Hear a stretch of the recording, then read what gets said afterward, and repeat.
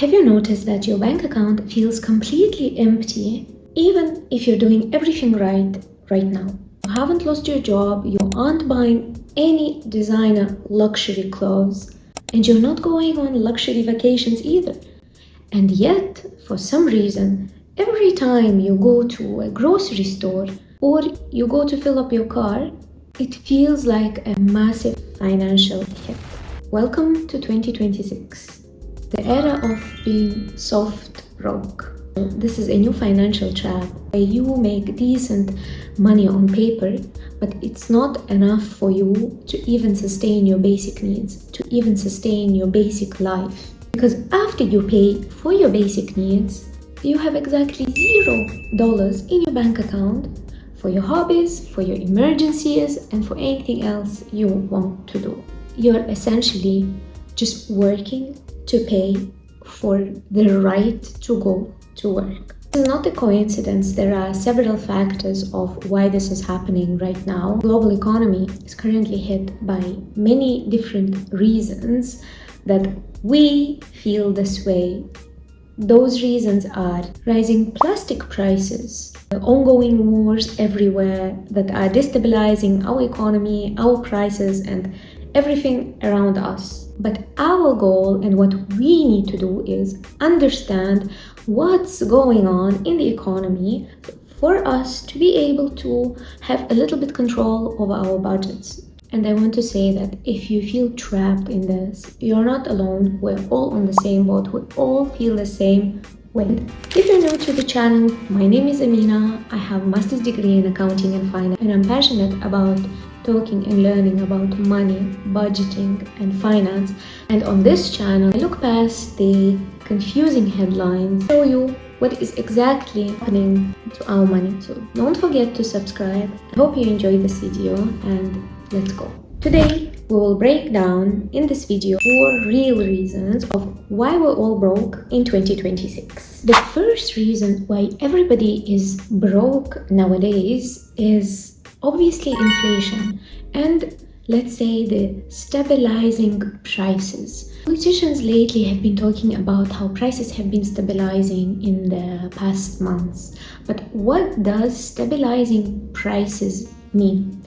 Let's say a couple of years ago, we had a huge increase in prices, huge inflation. So our loaf of bread went up from $4 to $6. So there was an increase of price by $2. And now when you go to a grocery store, you see that loaf of bread today costs $6.50.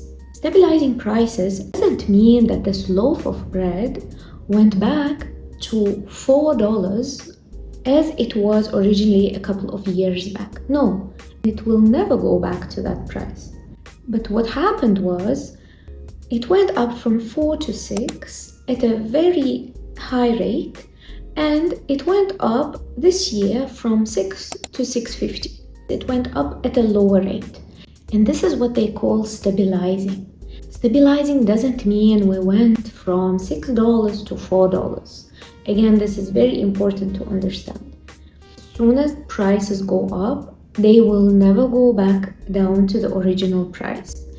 Forget about buying the loaf of bread for $1 when 20 years ago. This will never happen again. Our new baseline is every time is the new high price that we pay today. Lower than today, we will not see them ever again. This is our reality. Now, look at your paycheck. Your paycheck does not go up with the same speed ever as the inflation. If inflation is 10% in a specific year, you might get a raise of 3%, which is still better than nothing. But does this cover the whole inflation, the whole price increase? Of course not. So essentially what happens is that we're just paying premium to exist, to buy bread, because our salaries cannot keep up. I'll tell you an example of what happened here in Cyprus. To combat inflation and improve the cost of living, the government has introduced several measures. For example, they reduced VAT on electricity to 5% May 2026 till March 2027. This was already previously lowered from 19% to 9%.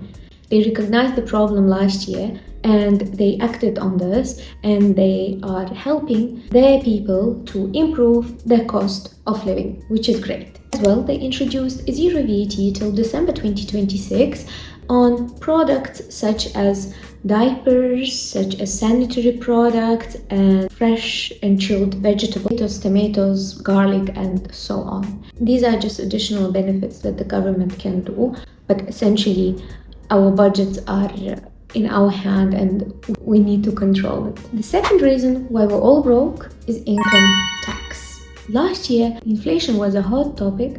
Many employers decided to hand in decent sized promotions and raises. By decent, I mean like 3%, and you'd be still doing good in life. Some people didn't get anything. Me, I got a 0. If you got a 3% raise, you're the lucky one. This is the reality. Don't come at me, don't get mad at me.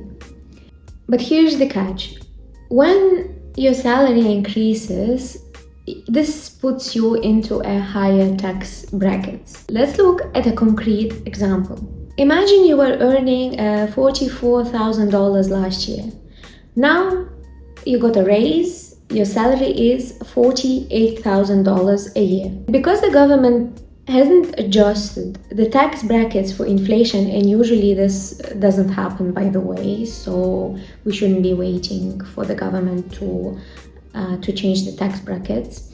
The extra $4,000 that you got as a raise might put you in a higher tax bracket. That means is suddenly a larger proportion of your raise, if not everything, is paid to the government because it puts you into higher bracket. But this is not solving any issue, right? Because you go grocery shopping every week and the situation hasn't improved. It was hitting you financially 1 year ago when your salary was $44,000. It's hitting you today when your salary is $48,000. Doesn't make sense, right? Who faced this situation? Please comment down below and let us all know how you felt, and were you relieved by having a raise, or just tell us more about it. And reason number 3 why we're all broke, and something actually that we can control, is the subscription trap. Subscriptions take a very large proportion of our money without us realizing. Why this happens is because you have a subscription for Netflix, you have a subscription for Spotify, you have a subscription for food app, first food app, second, third, then you have a subscription for something else. All of this individually, it doesn't seem like it's a small amount of money. Like you are paying $7 here, you're paying for that subscription $12 there, a third subscription you pay $13. But when you are accumulating all of this, it may sum up to $120 a month, right? This is a $1,440 a year. This is the entire rent paycheck. Maybe for someone it's 2 rent paychecks a year that we just wasted on a subscription. And what happens is, usually, for us it's very difficult to control. It's an autopilot. The money just gets reduced automatically every month without us realizing. The other day, me personally, I was reviewing my bank statement and I realized that I was paying for a food delivery subscription €7 a month, whereas my bank that I have an account in provides me with the same subscription for free. So I got so mad. I asked myself, why have I been paying this for so long if the bank that I am paying to is already providing me the same service? Obviously, I went and I canceled the food delivery subscription from the app directly. I went back into the bank app and renewed the same service, but now for free, because I'm already paying to the bank, right? I highly advise you go and check your bank statements regularly. Don't be lazy. This is something you can literally control. The final reason is the credit cards and the BNPL, buy now pay later companies. I already made a separate video about buy now pay later companies and why we shouldn't be using them, so I will leave the link somewhere here. Please go watch it. To survive high costs, over the last 2 years, millions of people have turned to credit cards and buy now pay later services. You may think that, oh, since I have access to credit cards and buy now pay later companies, I will be using them because I don't have money and they're kind of helping me to go through life. But the catch is, now the interest rates are the highest in the last 20 years. High interest rate for us means when we are borrowing money in the bank or somewhere else, bank buy now pay later companies, we are paying them a lot more over the period of time that we are holding their money than we would have paid initially for the service or for the t-shirt that we want to buy. Let's say a t-shirt is $50. You bought it with buy now pay later company because you paid probably $10 in interest. So instead of paying 50, you paid 60. This happens with every single item that you buy on credit card and buy now pay later service. Companies are not there to help you go through life. These companies are there to make money out of you. Credit cards are fine if you're paying them off religiously every single month on the day your statement arrives. Not the minimum amount on the statement, because that's another trap that you can get into, but the full amount. You never accept to pay the minimum amount on the statement because they want you to pay them more.